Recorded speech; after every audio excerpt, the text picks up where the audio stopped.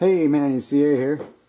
Thought today we'd show you how to do a breakdown on a gas operated shotgun. You know, breakdown and cleaning. This one hasn't been done in about 10 years, so buddy brought it in. He's not the best when it comes to cleaning.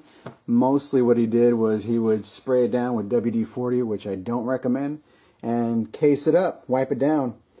So I'll show you guys basic shotgun breakdown. I've already got the stock loosened because that was a little bit of a fun time trying to get that. So we'll run through this, show you guys what to do. Of course, I like to start by breaking down the gun. And this is a Charles Daly. Nice gun. I mean, who knows how many thousands of rounds my buddy's put through this gun since he has it. It's about 12 years old. Just like any shotgun breakdown. You remove the forecap, end cap, and slide off the barrel. There you go. And we'll put these guys to the side. What we got next here, we're going to remove the bolt. Now on these guns, as like the 1100, Remington 1100, all you do is adjust the bolt here, and the handle pops right out, which will then pop your bolt out. See how simple that was? And you'll see it on here. You've got a little bit of a mark right there where this slides in like so, and then it kind of falls right into place. So can't get easier than that, taking apart your gun. We'll take out the spring, and remember, on these guns, you want to keep this tube, the operating tube right here, and the spring fairly clean of grease. He's looked like he's got some grease on here, and yeah, it smells like WD-40. He's a big WD-40 fan. I know. Not the best thing in the world, but you know, the gun is all aluminum gun. It's got the great, looks like it's Parkerized. It's real rough, really rough finish. But like I said, these guns, this Charles Daly was made in Turkey, so it's a little bit of a rougher gun. Here's the bolt. We'll set all this aside. I'll show you how we treat all this. Now, as of any shotgun, we got the pad to remove. And like I said, I already, just so in the essence of time, loosened everything. Because I didn't have, looks like there's a hex head in the base of this that I didn't have, so I had to kind of jerry rig. See, the pad comes off. I had a jerry rig. See that? My own concoction, my own tool. This is just a, that's an actual hollow ground bit with a bunch of connectors on there, just so I could reach into the bottom. Alright, so we're going to remove the stock. Got my bit, and what I'm going to do is just kind of peer down into here while trying to position my bit in here. So I'm going to do this off camera, just so we can get this done without having any issues. And there, I've got it in, and here it comes. Alright, let me show you why this thing is just a little bit of a pain. See, and the bit stuck into the bolt. Here's the bolt, and the way they've got the shotgun stuck out, set up, it's kind of, but anyway, see, hex screw. So I just use a flathead to kind of put it in there because I don't have the correct bit for it. Well, I have it, but it just doesn't reach all the way into there. But every shotgun's different. So we removed that.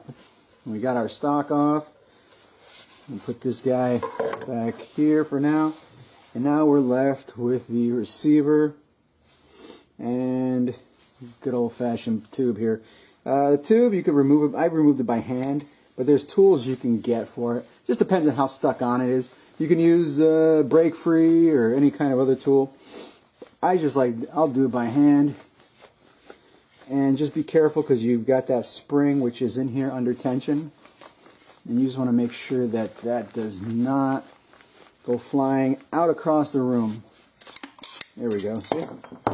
And wow, yeah, that's dirty. That's pretty dirty.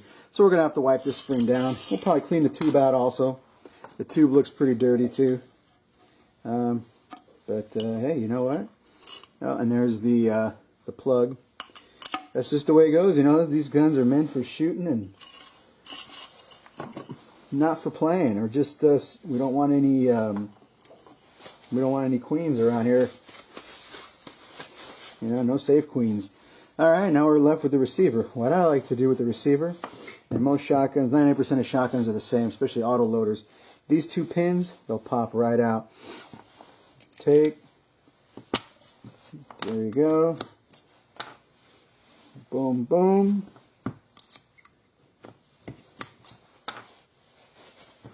And then what we're going to do, this guy doesn't want to come out. This guy's having a hard time wanting to come out. There we go. A little bit of coaxing, and he's gone.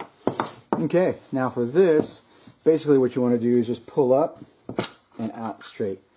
And you remove trigger group right here. You can see how nasty and dirty that looks. See? So yeah, it's got some grit. It's got a little bit of grime in there. These things right here, this mass-produced model, not made to be taken apart. You can kind of see if something happens to it, if it breaks. I mean, it's just really, it's nothing like a good old Remington, 870. Nothing like the 870 at all. Just nasty, dirty. There's the follower. If you know how shotguns work, when the bolt comes back, that just lifts up. Put your next round in, and then of course here's your hammer. Right there, as that comes out. See? So there's a hammer, the sear, trigger, all the good stuff. You see how dirty that is. But what I like to do, especially when something's that dirty, and put this, I already cleaned this guy out, scrubbed the heck out of him, and what I'll do is I use right here a little bit of soapy water, and you can see how dirty that is. You don't need harsh chemicals, a little soap. Actually, this is dishwashing soap, so just scrub it up,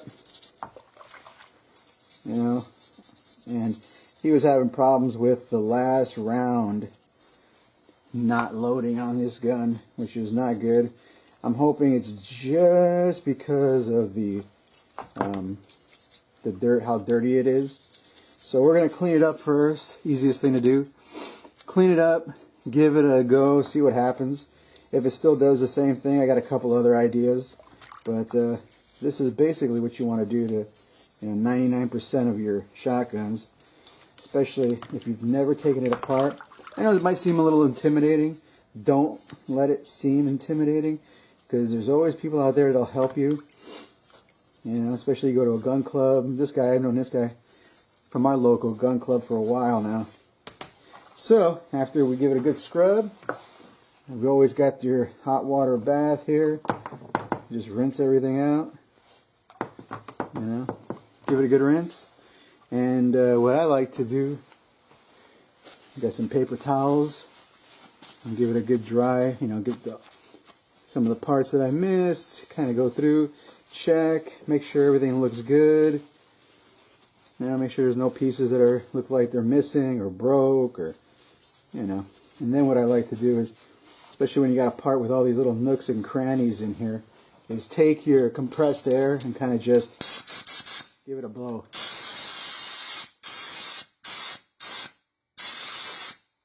Compressed air is invaluable when it comes to little parts. Kind of just blows everything right off. And then you can hit this with a little bit of a light lube. I got a little bit here. I got a little bit of CLP, which I love CLP, and you can see where the metal to metal contacts, kind of dab it a little bit on there. Just give it a little bit of a light oil, and that's all you're doing. Because wherever you see metal to metal contact where there's worn areas, that's all you want to do.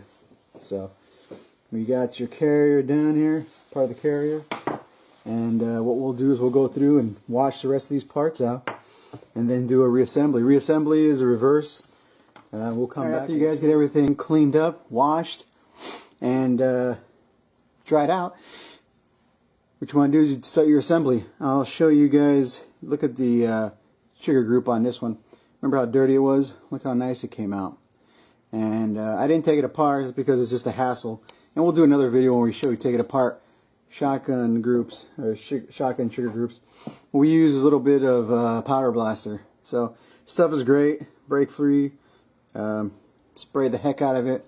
You know, let it sit for a little bit. Go through with a brush, scrub it up, go back, rebrush it, respray it. Do it a couple times. That's what we had to do with this thing.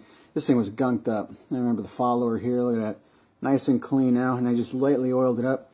Took a little bit of break free and went in, applied some oil at the base of the hammer here, at the sear point of contact. Anything you see move, just lube it up just a little bit. You don't need that much. Right over here with this, you know, down here by the safety, all that good stuff. Anything that you see move, just the tiniest amount of break free. That's what I use on some, you know, semi-auto stuff. So that way you won't have to worry about rust. But we did scrub the heck out of it. I didn't put this in water like I did with the other ones, just because I wasn't too keen on getting it wet if I couldn't take it apart and dry everything out. So, but I think it came out really well. Look how nice. Came out really good. Alright, now we'll start assembling. First thing I did was I assembled the stock back to the receiver. I know you guys want to see me futzing with that, and that was fun because I don't have the proper equipment. But this is just a hollow ground screwdriver with a bunch of adapters on there that we used to put it so we can reach, because this thing's got to go all the way back in here, about that deep. Alright, let's see what we got next. Next thing, we'll put on the tube here. This is what the ammo with your rounds get stored in. This thing is 2-piece. You put it in, and then you gotta, there's a set screw on here. So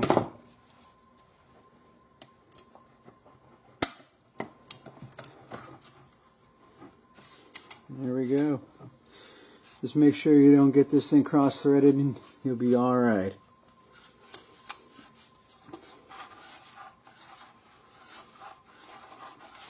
And again, we scrubbed everything, especially on the semi-autos, auto loaders. You want to keep this portion right here free of any type of lube. This is what the ejector spring rides on. And once you get that lubed up, it slows it down. So we tie that in as tight as it'll go, and then we just hand tighten this one. And you might want to use a rag or something, just because it does get a little iffy. There's a special wrench you can get, but I just use my AR wrench. And the AR wrench seems to kind of just grip it and work it in there. There we go. AR wrenches are pretty universal. These things are just a little bit off, but there we go. You're good. As long as it's hand tight, snug, you don't got to worry about anything. Let's see what's next. After that, let's put in our trigger group. Same thing with the trigger group. Kind of just slide it in, just like so. Line up the holes, drive your pins in. I like to use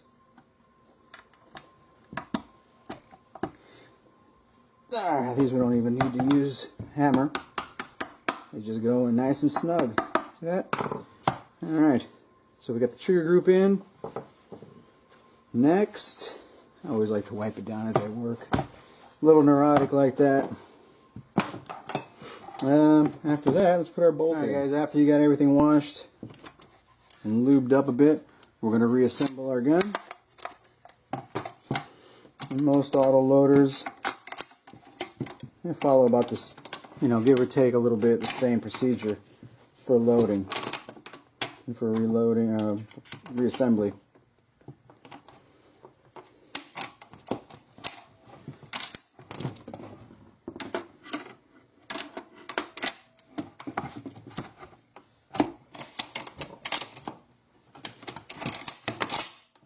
And that is about it. You guys have any questions, comments? You want to see something special? Let me know. That's about how you take a somewhat kind of dirty semi-auto apart, kind of go through it, scrub it around, put it back together again. As always, go shooting, take a kid shooting, and join the NRA because they're the only ones fighting for our rights. Leave me a message if you guys have any questions, comments, or concerns. Until next time.